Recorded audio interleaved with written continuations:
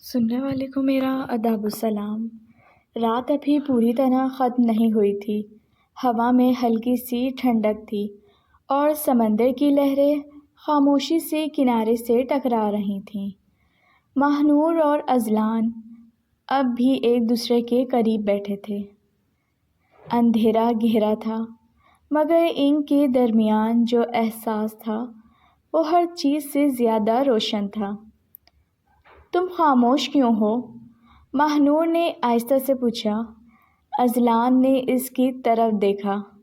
اس کی آنکھوں میں ایک عجیب سی نرمی تھی۔ بس تمہیں محسوس کر رہا ہوں۔ ماہنور کا دل ایک لمحے کو رک سا گیا۔ محسوس؟ اذلان ہلکا سا مسکرایا۔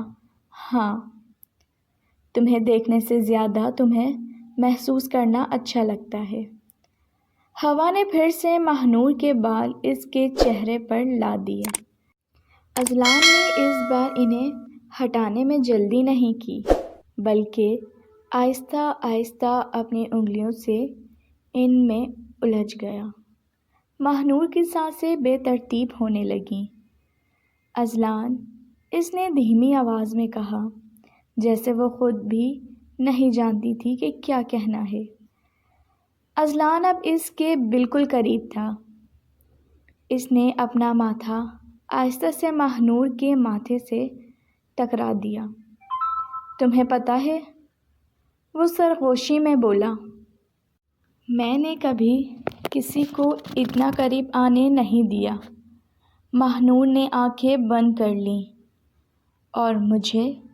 اذلان کی آواز اور نرم ہو گئی۔ تم خود ہی آ گئے۔ ان دونوں کے درمیان کا فاصلہ اب تقریباً ختم ہو چکا تھا۔ ان کی سانسیں ایک دوسرے سے ٹکرا رہی تھیں۔ ماہنور نے ہلکے سے آنکھیں کھولیں اور پہلی بار وہ خود کو بھی اذلان کے اتنا قریب آ گئی۔ یہ لمحہ کسی خواب جیسا تھا۔ نہ کوئی شور، نہ کوئی جلدی، صرف احساس۔ اذلان نے آہستہ سے اس کا ہاتھ تھاما اور اپنی طرف کھینچ لیا۔ ماہنور اس کے قریب آ گئی، جیسے وہ ہمیشہ سے وہیں کی تھی۔ تمہیں کبھی کھونا نہیں چاہتا؟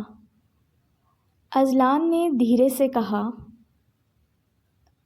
ماہنور نے اس کے سینے پر ہاتھ رکھتے ہوئے جواب دیا، پھر کبھی دور مت جانا۔ ایک لمحے کے لیے دونوں خاموش ہو گئے۔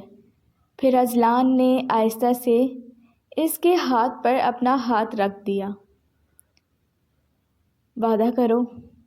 ماہنور مسکرا دی، وہ مسکراہٹ جو صرف سچے سکون میں آتی ہے۔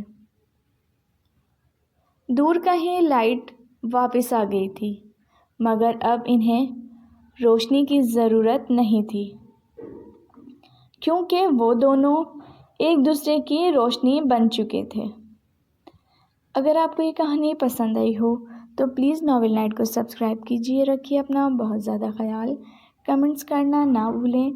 بہت جلد ملوں گی نیکسٹ پارٹ کے ساتھ۔ اجازت دیجیے۔ اللہ حافظ۔